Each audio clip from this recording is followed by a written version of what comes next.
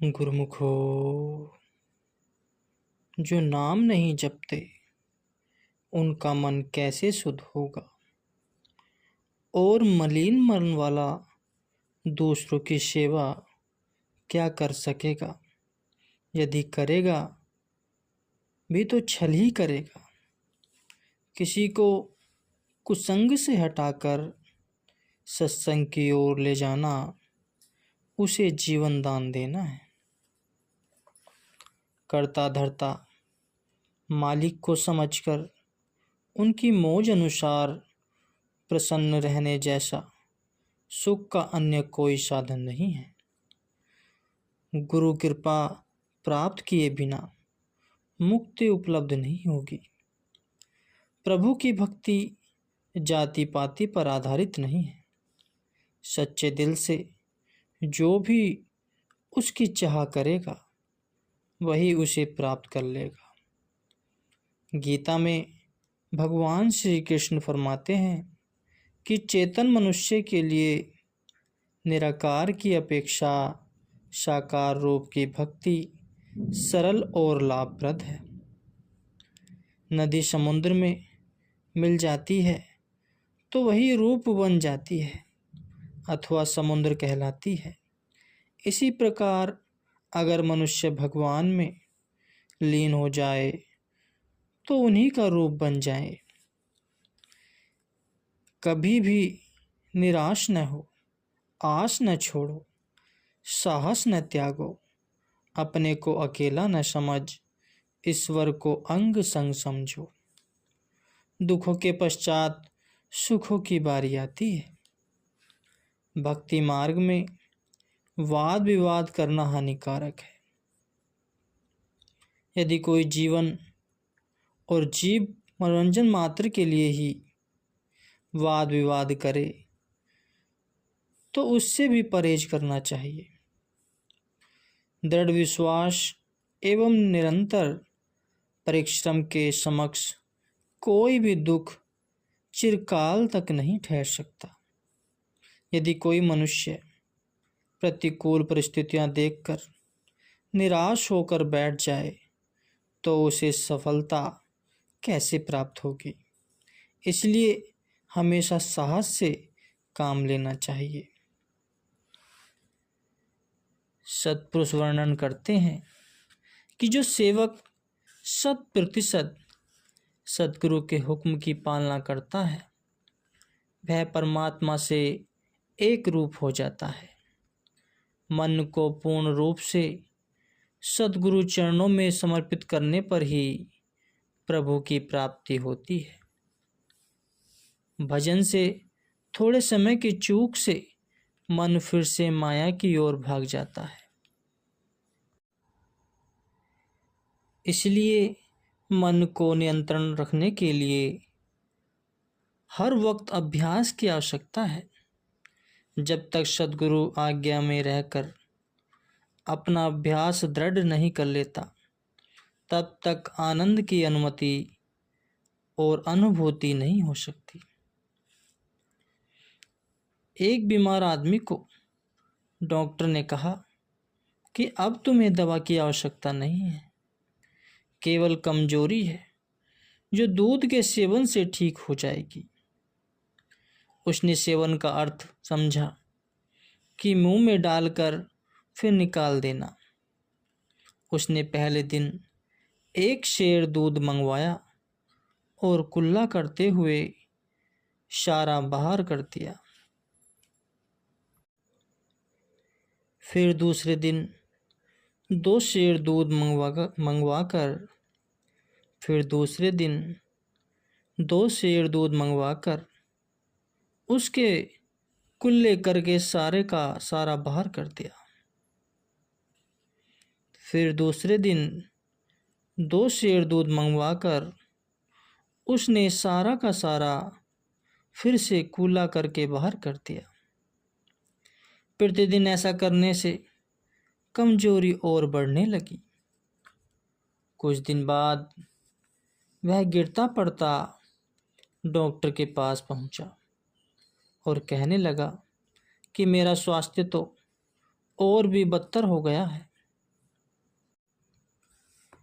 Doctor बोला कि तुम्हें दूध का सेवन करने के लिए कहा था। लगता है तुमने उस पर अमल नहीं किया।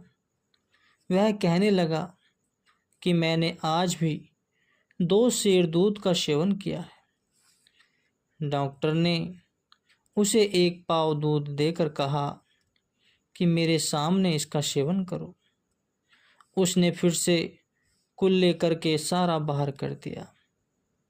यह देखकर डॉक्टर बोला कि इस तरह तो तुम भले ही 1 मन दूध का सेवन कर लो, तब भी तुम्हें कोई लाभ नहीं होने वाला। जब तक दूध अंदर नहीं जाएगा, तब तक कमजोरी कैसे दूर होगी। इसी प्रकार संत सत्पुरुषों के वचन को जब तक पूर्णतः अमल में नहीं लाएंगे, तब तक कोई भी आत्मिक लाभ प्राप्त नहीं हो सकता। वचनों को हृदय में करने में ही जीव की भलाई व जीवन की सार्थकता है। दुख सुख तो बादल की छाया के समान है, जो पल में अंधेरा और पल में रोशनी करते फिरते हैं। इसलिए इनसे घबराना नहीं चाहिए। प्रातः उठते ही यह निश्चय करो कि सारा दिन नाम सिमर कर प्रसन्न रहूँगा। जो पदार्थ तुम्हारे पास है ही नहीं, उनका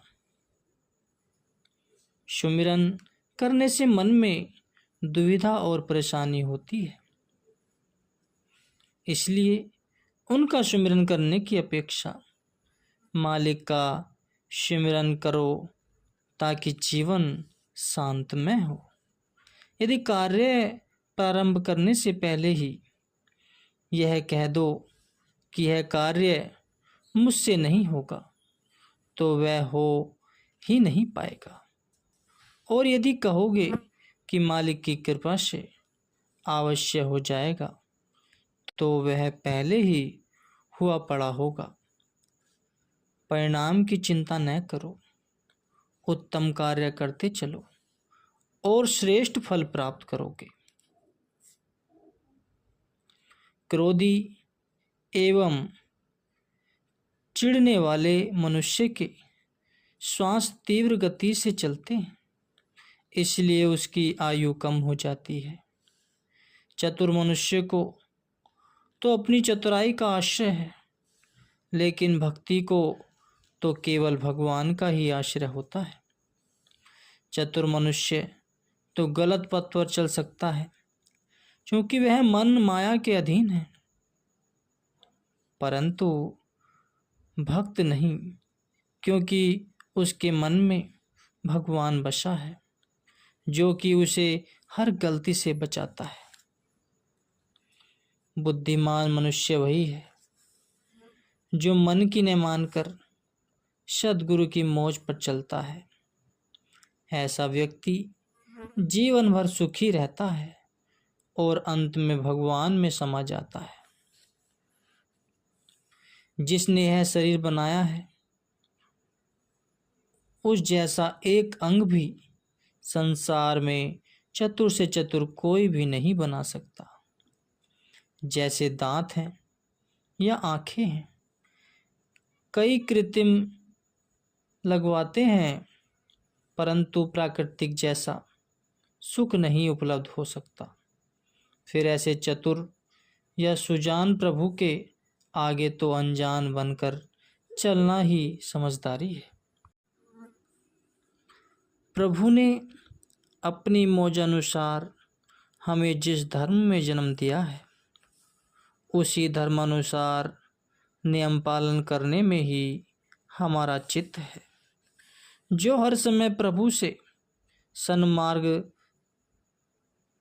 दिखाने के लिए प्रार्थी रहता है, प्रभु से कभी गलत मार्ग पर नहीं चलने देते। निश्चय करो कि तुम औजार हो और प्रभु कारीगर हैं। किस औजार का प्रयोग कहाँ और कैसे करना है, यह तो कारीगर ही जानता है। स्वयं औजार कुछ भी नहीं जानता। तुम भी स्वयं को अपने कारीगर सद्गुरु को सौंप दो, वह जैसा चाहे तुम्हें चलाए। तू ही तू की बोली बोलो तो आपा भावों के आवरण हट जाएंगे। प्रभु से तुम मांगना चाहते हो तो उचित परामर्श यही है कि वे सदैव अपना सिमरन प्रदान करे, यही याचना करो।